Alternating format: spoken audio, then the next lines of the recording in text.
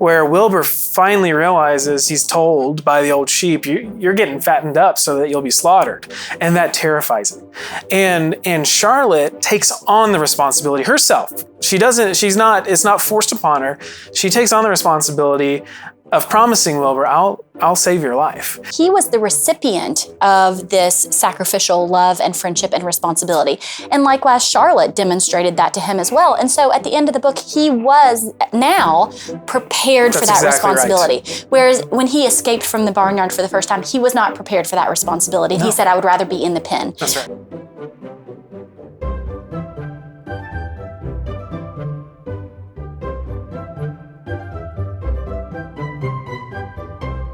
So now we're going to pick up Charlotte's Web and talk about one of the first great pieces of literature in the third grade. I think it's the second book they do, third grade students do in the year. But we're going to hit these essential questions hard because this book has so many great instances that we can draw from for our later engagement with the great conversation. The first essential question we want to ask is, what is the relationship between freedom and responsibility? So let's talk about that. Let's go directly to probably the most significant chapter in Charlotte's Web that discusses this. It's chapter 3, Escape, where Wilbur escapes. What's going on there? What's that relationship? Go ahead. You love this one. I do love this one. Well, it's funny.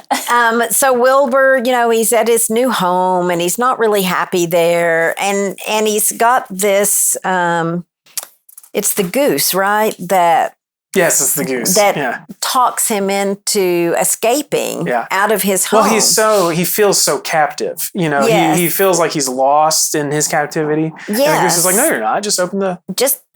you can, there's a loose take that plank. Yeah. Take it out. You're a strong pig. Yeah. Leave. Be free. And he even... after he gets out, she says, how does it feel to be free? And he says, I like it. That is, I guess I like it. And then he doesn't know where to go. He doesn't know what to do. How's he going to get food? It really kind of hits him that this situation that he's in as a free pig, as a free pig, that he's not really free because he's not capable of taking care of himself. So then everybody's trying to catch him. Well, he wants nothing more than to be caught. That's right. Because he's ready. Right. So, but all the other animals gather around and they're telling him, run downhill, run toward me, run uphill, turn and twist, jump and dance. And it just confuses him. And then his freedom is even less enticing to him. All he wants is to be back in the safety of his little home, being cared for. And so that is really the perfect example, just very early in the book, of the relationship between freedom and responsibility. He could be free, but he's not ready to be free, and he recognizes that. He's not ready, and is it really free when you've been told what to do and you're being told multiple times, do this, do that, do this, do that? I don't think so. I think it's a suffocating kind of freedom. You've got freedom, but you have all these other voices trying to tell you what to do. And that's an important lesson, I think, for the young student that we think we want freedom, and we do ultimately want freedom, but we have to be prepared for it. That's right. We have to be capable of using our freedoms well and responsibly. And so I think that this is an important book in terms of just recognizing that, that relationship is, all of the things that encompass responsibility, but also, when the goose says, your freedom is worth a bucket of slops, and so yes, and just even that notion of, sacrifice, if Wilbur were ready for freedom, it probably would be worth a bucket of slops, but it's That's not right. because he needs the slops brought to him because he does not know what to do with that freedom. That's right. And so, all of the ideas around freedom of sacrifice and responsibility and these are big ideas that you have to think about. They all operate in tandem with each other. And so just, an introduction to that. Well, I think he says directly at the end of this chapter, I'm really too young to go out into the world alone, he thought as he lay down. And so he recognizes that there is the necessity of maturing to freedom. Freedom without maturity is not freedom. It's just chaos. It's chaos. Anarchy. Anarchy, that's right. And then as we go on, I think you wanted to talk about Charlotte. Yeah. And her I think freedom and responsibility. Exactly right. I think when we're discussing freedom and responsibility, that escape chapter is a very obvious one. It's one that we need to bring. It's a great introduction. It is a great introduction. But if we think about that more, we need to recognize that Charlotte herself is demonstrating this freedom and responsibility. When she first meets Wilbur, she chooses to be his friend, and she takes on that responsibility of friendship. And it's only a little later, chapter 6, I believe, maybe chapter 5, chapter 6, where Wilbur finally realizes, he's told by the old sheep, you're getting fattened up so that you'll be slaughtered. And that terrifies him. And Charlotte takes on the responsibility herself. It's not forced upon her. She takes on the responsibility of promising Wilbur, I'll save your life. And so she takes on that responsibility to keep him free. And I think that brings up another important point for us as we think about freedom, is that freedom, there is no such thing as freedom without our kind of reciprocal responsibility to another. My responsibility towards you keeps you free. And we see that in world history. We see that in the struggle of various nation states for freedom. It took sacrifice. It took different soldiers taking on the responsibility of fighting a war for the sake of freedom, etc. But freedom is only exists in the context of communal responsibility of one neighbor to another. And then we also see that with Charlotte and her babies. I mean, Charlotte knows what's happening. And there is this beautiful, I think, growing sort of tension. I wouldn't expect a third grader to pick up on this language, but there is some equivocal language throughout where she's recognizing that she's not going to be here for things, or that something's happening to her body that we know as adults. She means like she's physically not going to be there, but she's also preparing to die. Like this is all the instances, all the meanings of that I'm not going to be here is reflected in her language.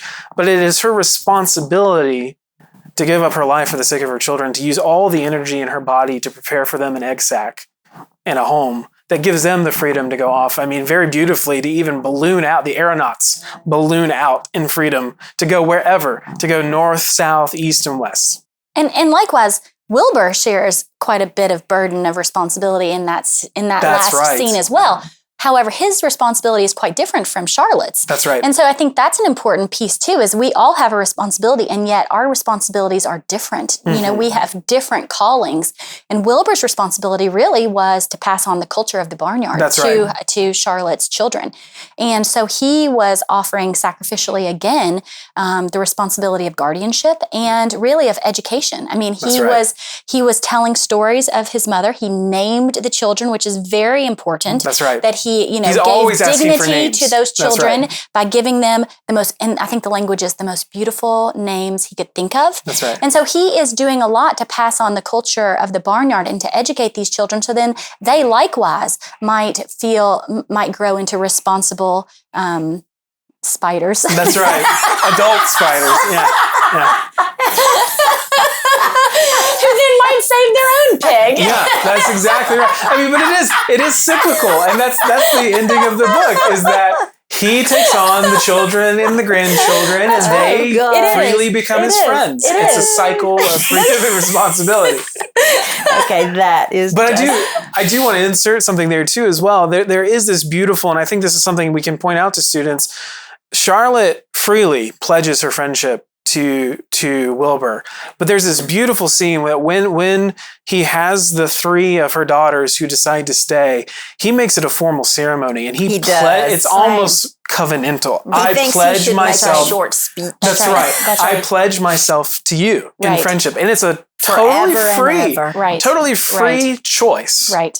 To take on the responsibility of friendship from then on. But and again, in talking about the cyclical nature of this responsibility, it has been modeled to him. That's right. And so Wilbur has this example of first Fern doing that for him. I mean, he was the runt pig, and Charlotte Fern of her own free will took on that responsibility for Wilbur. And so he has an exemplar in that way. Right. And she loved him. And I think actually maybe she's the one that said, I'm going to give you the most beautiful name. And so so she offered, all of these these acts of kindness and charity to Wilbur. And so he was the recipient of this sacrificial love and friendship and responsibility. And likewise, Charlotte demonstrated that to him as well. And so at the end of the book, he was now prepared for that responsibility. Right. Whereas when he escaped from the barnyard for the first time, he was not prepared for that responsibility. And he said, I would rather be in the pen. That's right. But now at the end of the book, you can see his growth and maturity, and he has had exemplars, and he has been the recipient of that love and responsibility. And so now he is well prepared to take on the same role for Charlotte's children. And so that's an important part of the book. He's a wise pig now. That's right. He is a wise. He does grow in that. But I also think, one textual evidence we can give her for especially Fern is there's a great, we discussed this kind of before filming. We all had a good laugh about it. But her brother Avery comes down after sleeping in late, and her father says, no, I only distribute pigs to early risers, said Mr. Arable. Fern was up at daylight trying to rid the world of injustice. As a result, she now has a pig. And so it's just a great... Justice. Or injustice. Justice in mercy. Yeah, it's just this great little kind of business-like statement of the father to the son. But what we've got here is the example of Fern freely took on the responsibility of the pig, which turns out is something that Avery also wanted. It was a good responsibility, but in his irresponsibility, his not getting up when he should have, he loses out on that choice. Freedom and responsibility are totally connected. So our second essential question in Charlotte's Web is, how does the cyclical nature of life parallel the cyclical nature of the seasons? Well, for Charlotte's Web, it starts in the spring. So we've already done with Little House in the Big Woods, we've done the cyclical nature there were nature of the seasons. With Farmer Boy, we do the cyclical nature of the season. So this is becoming a huge theme for us. But I think in Charlotte's Web, you really start seeing the connection, the parallel between the cyclical nature of life. That's right. There's a deeper symbolism going on. Connected to the season. So spring is when Wilbur is born, when he is saved. Yeah, he's called a spring pig. Yes, and he's the runt of the litter. So rather than being killed, Fern saves him. And so it's all about new life. And I don't remember if it's spring or summer when he meets Charlotte. I believe. Is it still spring? It might be early spring, but it is in that transitional period. Right. Because he's being nurtured by Fern for, a month? I can't remember. And then is sold to the Zuckermans. And there's still, I think, a bit of spring going on, but then you've got summer. You've got summer coming. Right. So either way, it's still a time of growth. That's right. And so she and Wilbur are solidifying their friendship through the summer, but he's also being fattened up. He's growing. Yeah. Yes, so that he can be killed to be a Christmas pig. Is that it's not called a Christmas pig, but it's they do say that Christmas is when they would Christmas is when they're going to slaughter him so that he can be smoked ham and bacon and all those good things for the winter. And so he has some downtime when he's obviously worried about his life, but Charlotte reassures him that she's not going to let anything happen to him. And he trusts that. He totally lets it go a lot of the time and trusts that Charlotte's going to save him. And then the fall is when we see the fair. That's right. He goes to the fair, and the Charlotte does save him. And then the winter, so Charlotte dies. And in the winter, it is bleak for Wilbur. He has, just like it's a cold, dark winter, it's a little bit dark in his life. He's lost his friend, and he's got her egg sac, but he doesn't have life yet there.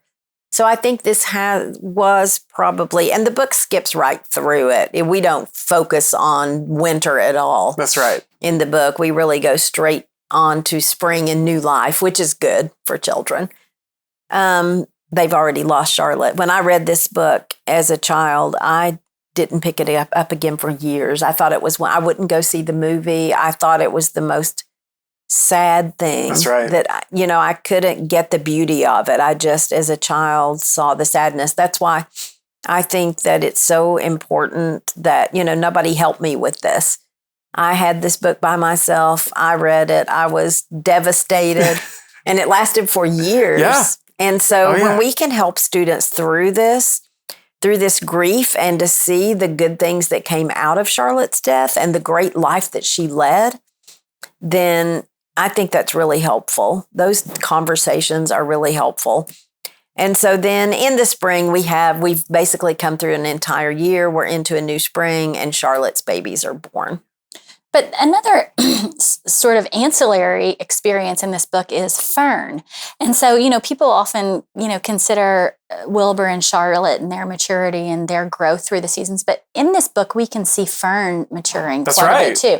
Yeah. And so, this is another great book to talk to the student about narrative perspective, right? We're seeing the story through mostly Wilbur's eyes, but there are times when we're hearing Fern's voice. And so watching Fern might be very relatable to the children as well. She begins the book sort of treating Wilbur like a baby doll, basically. That's right. She's very childish. And yet at the end of the book, she has a growing friendship with Henry, and she is, she runs off at the fair by herself independently. So Fern is sort of a background character in terms of her growing maturity and the seasonality of her life, but that's an important character to watch as well, in terms of just Fern's maturity and growth, and then increased independence by the end of the book.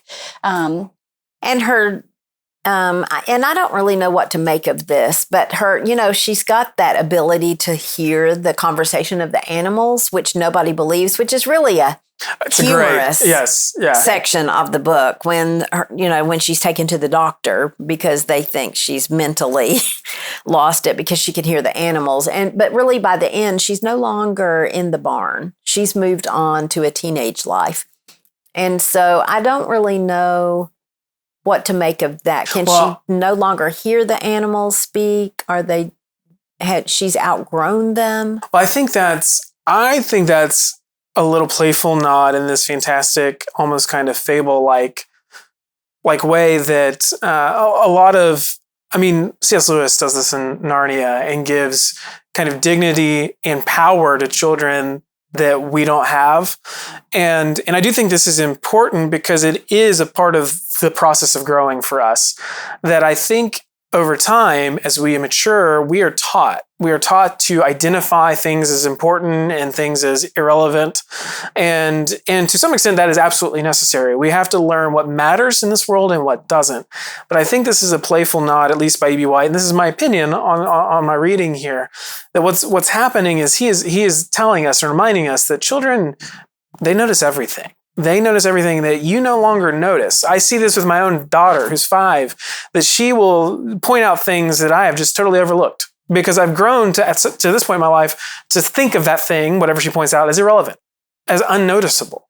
And yet children notice things. And I think that's because it's the mom that goes to Dr. Dorian, I believe, and she's talking about Fern, and he's just he's kind of throwing this off as unimportant because he's recognizing, and even her father, John Arable, says, well, maybe she just has better hearing or can listen better than we do. I think it's just the playful nod that children notice the things that we don't think are relevant anymore. It's exactly like Narnia. It is. It makes me think of Narnia too. Yes, that exchange with the doctor makes me think exactly of Narnia because, the question is basically, why wouldn't you believe in a miracle? That's exactly it. Instead of having this adult perspective of things. And I think that is, innocence speaks truth is a huge theme in literature. And we've talked about that in, already in The Emperor's New Clothes. And, it's something that happens repeatedly as we go through the literature. And this is just a great introduction to that children have a wisdom that we need to acknowledge and hold in high regard because of their innocence, because of that purity, because they have not been tarnished by, all of the things that we experience as adults. And so I think that respect that Dr. Dorian gives Charlotte, gives Fern in that instance is something to exalt. Well, and I think that's exactly, let's talk about this a little bit more. You've got Fern, who is growing up throughout the book. like you said, at the end, it's almost like she's not even that worried about Wilbur at the fair anymore. I mean, you almost get the sense that she's just trying to get away. Here, Wilbur was her best friend for so long, and now she's just trying to get away and to get with Henry. And that's not condemned in any way. This is natural. But she's growing up to be interested in a boy. And that's a normal part of life. And yet it is the older people in Narnia. It's the professor. And here it's Dr. Dorian, who have grown through life. They're now in maybe that autumn, fall, or that fall, winter of their life. And yet they're remembering, like Chesterton and Lewis are trying to teach us, that truth is in fairy tales. It's back in our imagination, that we need to go back and be like a child. And it's Jesus. Jesus says to enter the kingdom of heaven, you must be like one of these. And so it's that recognition in later life where you've gone through that necessary stage of growth, that necessary stage of growing in wisdom, where you have learned to think of some things as irrelevant and think of other things as important, that you got to go through that, but you get to a point where you go back and say, well, let me just pause now and think that some of those things that I have categorized as irrelevant are not. And I need to revisit that. And I need to become a child again. And that's, Joseph Pierce talks all the time about this, the distinction between childishness and childlikeness. That's right. And so keeping the childlikeness, but getting rid of the childishness, the selfishness, and the things that we do need to sort of abandon as we mature. But keeping that wonder and keeping that gratitude and that innocence of the soul. So now we come to one of our favorite essential questions, I think, for Charlotte's Web. What is genuine friendship? Because we see this theme throughout. We've got Fern, who's a friend when he needs her. And then we see the different levels of friendship he has with some of the barn animals. And then Templeton, who is such an interesting character. But then he has Charlotte and essentially later her offspring. So what is genuine friendship? What do you see in this book? Well, I think one of the main things we see just right off the bat is just a sacrifice. I mean, I think this book shows us what the sacrifice necessary of friendship, that, to be a real friend, we have to give of ourselves for the benefit of another, just sort of unreservedly. And so I think we see that in Fern from the very beginning. All of the kindnesses that she shows Wilbur in the very beginning show us what it is to be charitable to a friend. Yes. She feeds him with a bottle. Mm-hmm. She carries him around and keeps him warm in a blanket. She gives him the most beautiful name she can think of. She honors his mere existence. So what we see from the beginning is that it's a totally meritless friendship. Fern loves Wilbur simply for being him. It's like a parental love for a child. You love this child instantaneously, and you don't really even know the child. And so Fern has that parental sort of sacrificial love for Wilbur. And he loves her simply for being Wilbur and soon for being hers. And she shows him all of the kindnesses that accompany a love like that. But he's still lonely. He is. Yeah. He's still lonely in the barn. The geese, the sheep, all the other Templeton, they don't really befriend him. They allow him to live there with them. But before he meets Charlotte, he has that really depressed time. He is alone. It's raining, and he says, Fern's not going to come out in the rain to see me, and I have no friends here. And then he meets Charlotte, who is the ultimate friend. Well, and when he's looking for friends, at first I thought this was interesting. He's still young, and what he's looking for is a playmate. He wants somebody to play with him. Right. And they're all older. And they're all older, but that's not the kind of friendship that Charlotte brings. She's not a playmate. But we'll get to her because there's one, I think, really interesting character that does show up before Charlotte and is not central he's not a good friend like Charlotte was, but I think he provides the perfect foil for us to compare Charlotte's beautiful friendship with Wilbur and his. So we've got to get to Templeton. Templeton is a great terrible figure. He has no scruples. He has no morals. And significantly and seriously, E.B. White says he would kill one of those goslings when the goslings are born if he could. And so he's just pretty much an awful figure. Well, he is a rat. He is a rat, and that's a part of it. But yet, he still comes through at times. He does. And why is that? Because he gets something in return. That's right. They have to give him something in order for him to be willing to help them. But he's also, I think Templeton's just a humorous character. When he starts bringing Charlotte words, and there are things like pre-shrunk and crunchy. We don't want to say he's crunchy. We're trying to save him, not make him sound appetizing. I think that Templeton provides some comic relief. He also is a lesson in vice. The word, not gullibility. What's the word when you eat too much? Gluttony. Gluttony. Totally different concept. With the G. Yeah. Gluttony. Yeah. You know, he's totally an overeater. He refuses to be, Wilbur wants him to play with him, and he's like, I try to avoid those things. I'm totally pragmatic. I'm here to eat and do whatever I need to do. That's right. It's and if you can watch the relationship between Wilbur and Templeton, and then Wilbur and Charlotte and Fern, you can see, the difference between a pragmatic relationship and a transactional relationship versus a transcendental relationship. And so, it's the difference between, even an education approach. I mean, is this because I am trying to collect material things, or is this because I'm trying to be a better human being? And so watching the difference between those relationships kind of give you an idea of, Templeton is going to help Charlotte as long as he's getting something very tangible in return. That's right. It's so transactional. And, that doesn't help either of them. They are not growing, in wisdom or character. They're just eating and growing. What does C.S. Lewis say? If this is about growing our bellies and our purses, what's it about? Yeah. And so, and that's what we can see in that relationship with Templeton. And even at the very end, he's the one who actually saves Charlotte's sack. Yeah. And gets that egg sack back. But Wilbur, in return, has to give him the extra food to be the first. Well, that's the thing. You see it in Templeton, because Templeton has no regard for the life of those spiders. The children. But he is willing to He is willing to help. Yeah. In return for what he's living really for his own personal pursuit of gain, his gluttony. It is his gluttony. Ultimately, that's what it is. But it really is just he's living for himself. Yeah. But I don't think he's a totally negative character. I think there's humor in him. Sure. He's not a friend. No.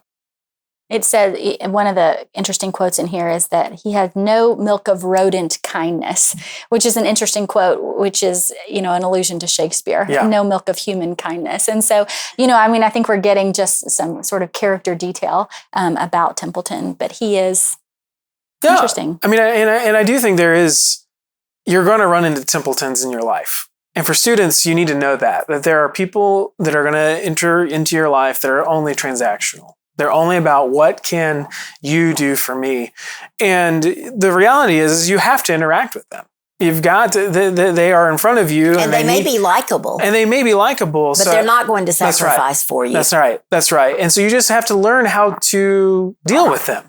How to deal with them in a way. Be that person. Right. That's right. I mean, more than anything, not to be that person. Well, there's a great line in this that I want to use to transition to what I think is a transcendental friendship. Wilbur says, what a gamble friendship is. And this is when he's meeting Charlotte for the first time, and he thinks she's totally bloodthirsty because she does kill a fly. And, it is interesting that she chooses to demonstrate that before him as kind of this good thing to watch. And he's just horrified that she's eating this fly and she's demonstrating, and he thinks she's totally bloodthirsty. And he says, what a gamble friendship is. Well, I think you can think about that line in the context of the novel. You've got Fern at the beginning who's there when he needs her most, and he doesn't know it yet because she saves him as the runt. But then she goes away. she's gone. And that's okay. It's part of her growth cycle. But you've got Templeton, who is in this odd category of transactional friendship, which is really no friendship at all. But it is still a gamble of relationship of kinds. He's always having to gamble with them to will he do this for me if I've got to offer something in return. But then you've got Charlotte, who is transcendental, who's beautiful. And Charlotte, Wilbur calls her beautiful. And yet he thinks she's bloodthirsty. And so what does he do with that? But that's truth. And so if we're talking about transcendentals, it's truth and beauty and goodness. And that is one of the key traits of Charlotte's friendship with Wilbur, is that she is truthful with him. She is truthful about her diet. She is truthful about her instincts. She is truthful about the fact that Wilbur might be made into bacon and ham. That's right. And so she tells Wilbur hard truths about the reality of life. And that is what a true friend is.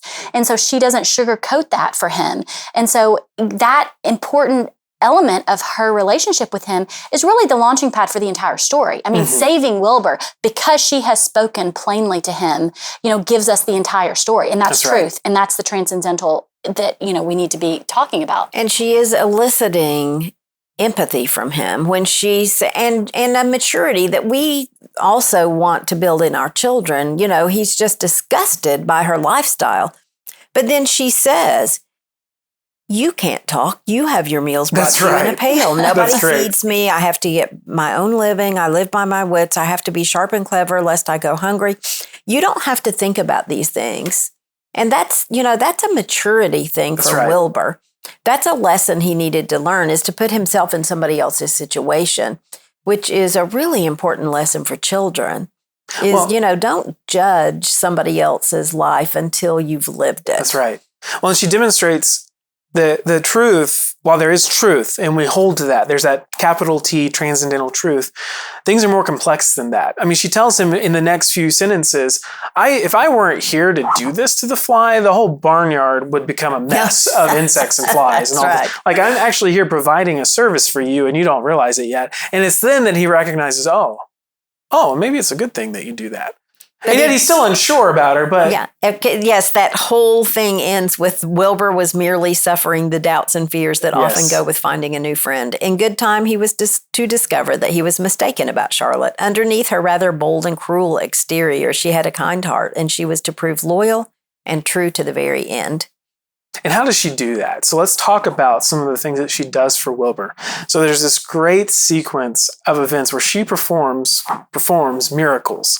Now, the adults, all the humans, receive these as miracles, and in one sense they are. No spider can do that. It is miraculous that a spider would write in a web. And so it's great children's literature like this that allows us to see something like that as a miracle and actually accept it as one. But what are the messages that she puts in the web? And how do those relate to friendship? So the first one is terrific. First one is some pig. Oh, is it some pig and then terrific? Some pig and then terrific. And then radiant. And then radiant. And so you can see in the messages this growing fondness and appreciation for who Wilbur is. But the most important, I think one of the key scenes in this entire book is at the fair, when she weaves her last web for Wilbur. And it really is the pinnacle of glory for both Charlotte and Wilbur. And it's a moment that, it could be very tempting to pursue pride, because it's just such a pinnacle experience for them. And the word that she chooses at that moment is humble. And so it's a paradox on exactly what should be exalted. Right when we're at the peak of glory, we need to exalt humility in that moment. And so in that very, important selection of words, we're seeing an important message here that Charlotte cares about who Wilbur is growing to be in terms of his character. That's right. And so that choice of words is very, very important there, because previously it was praise for Wilbur. Yeah. Some pig, terrific, radiant. And at this moment, it's humble. And it's a total flip on the situation. Who brings her that word? Right. Templeton. Right. Well, and that's the thing, is that each of those, the three prior words, some pig, terrific, and radiant, some of those are brought by Templeton as well. Yeah. But they are all kind of projections of who Wilbur ought to be. And he knows that he's not that. He's like, I'm not a terrific pig. I'm not radiant. And yet Charlotte, in her view of Wilbur, is saying, yes, you are. You are these things. And a good friend pushes us on towards one degree of glory, if you will. A good friend is there to lead us on to being better versions of ourselves. And when he's called terrific and radiant, he then starts to dance or flip. He becomes that. And yet at the end, when it's humble, everyone recognizes, no, that's who he is. So there's some kind of, good friends both push us towards a greater degree of glory in ourselves and also recognize who we are and can know us as we are. And, I think an interesting thing about Charlotte's role in this book is that, Wilbur says, "Why have you done this for me? I don't deserve it." Right? This is the most beautiful section. It is the most beautiful scene. And Charlotte says, You have been a friend to me. What's the exact? You have been my friend, replied Charlotte. That in itself is a tremendous thing. That's right. That is in itself. So Charlotte recognizes what she has gained from this relationship, and they are perfectly suited to each other because she, using her miraculous gifts and circumstances. I mean, she's a weaver. That's right. She has this instinctive gift that she has been given, and her circumstance in the corner of the barnyard to see Wilbur weeping that first night that she's there. That's right. She has been called very specifically to save his life, and using the blessings that she has. And so he recognizes that sacrifice and that service that she has done for him, and likewise she, in reciprocity, recognizes the friendship that he has given her in return. So it's just a very, very, in that way, it is a mutually beautiful friendship, but it's not transactional in the way that a relationship with Templeton would be. But they are both gaining so much from a genuine friendship. What Wilbur says right after that, but you have saved me, Charlotte, and I would gladly give my life for you. I really would. So then the elephant in the room for children is how to deal with the death of Charlotte, how to deal with the death of a good friend or somebody that you love.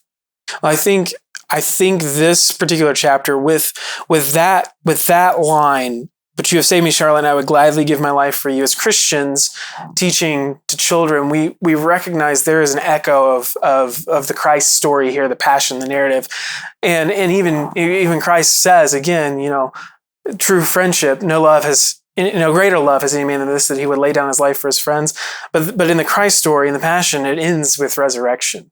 So death is necessary, but resurrection is the final word. And I think what you're seeing here is a cycle like that. It's not exactly the same thing because it can't be. No symbol can be exactly the same thing. But you have Charlotte, the death of a friend. It's a necessary part of her life cycle. As we talked about cycles before, this is how long she is going to live and was meant to live.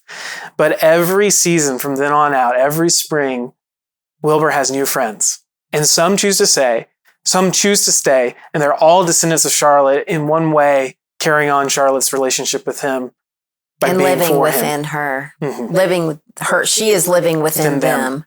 It's the resurrection of that friendship every spring. And we see that language of just sort of pointing to eternal life, which is, at the end of the book, it says, as time went on and months and years came and went, Wilbur was never without friends. It says he was never without friends. But Charlotte's children, her grandchildren, and her great-grandchildren, year after year, lived in the doorway. So our last essential question in Charlotte's Web is, how is home defined? And there's a second part, how do you know when you're there? And so we see several different homes throughout Charlotte's Web. We see several different places and people that form this definition of home. But first, let's talk about place. Where do you see place as home, the facet of home as place throughout this? Right. And I think that's an important question for the young student to, as we've talked about previously, transitioning from sort of a physical idea of a place to sort of a more metaphysical idea. And in this book, you see Wilbur moving from home to home to home. Mm-hmm. And so Wilbur's transition from, the yard at the Arables, where he was put in a yard with straw and hay, and then he naturally goes to dig in the dirt. He has been given a lovely home, but he knows where he is supposed to be. And we see that again when in the Zuckerman barn. We see that every animal, has an instinct for where they belong. And so the horses and the cows are in the stalls, and Charlotte is in the doorway, and the sheep and the geese are living together, and Wilbur is in the manure pile on the south side of the barn. And so, I think in a very tangible physical way, we can see that each of the animals knows exactly where they belong, and they have this instinct to go there. Mm-hmm. And so once we understand the animals, we can put them in environments that they want to be in, but just recognizing that there is a natural call to a place is, I think, something that we see in our literature, and we can see that again and again. For instance, in Lassie, he has this instinct to go home. And again, Nick, the dog in Adam of the Robe, has this instinct, and they know just naturally where they're supposed to be. And so recognizing the physical helps us understand the more metaphysical, spiritual element. Well, and I think it's funny because you think of a manure pile as not a home in any sense for humans, and yet for a pig, it's perfect. And there's this later situation where when he is being kind of pampered by the Zuckermans, they try to give him straw, even fresh straw to lie on, and he doesn't like it because for a pig, that's too itchy. He needs to get back to the manure. So there is that place, and Zuckerman knows that. Part of being a wise farmer is knowing that your animals belong in a place based on what they've told you about that place. Your observations of that. But there's a second fasten to home, I think, throughout Charlotte's Web that's very important, that I think gets to the metaphysical definition of home, and that's person. It's the people that you belong to. It is, but I wanted to say something else about the physical. He was by the stove, very safe, with Fern. And then she moved him outside, and he found his little spot there, and he was very happy. But there's a point when he moves to Zuckerman's when he's lonely and doesn't feel like home. That's and I think important. For young children too, that's an important thing, is that if you go to a new house, you don't necessarily feel at home physically in that place. It takes time. I know when we've moved, it's taken me like 6 months to actually feel like I'm home, because the physical environment is important.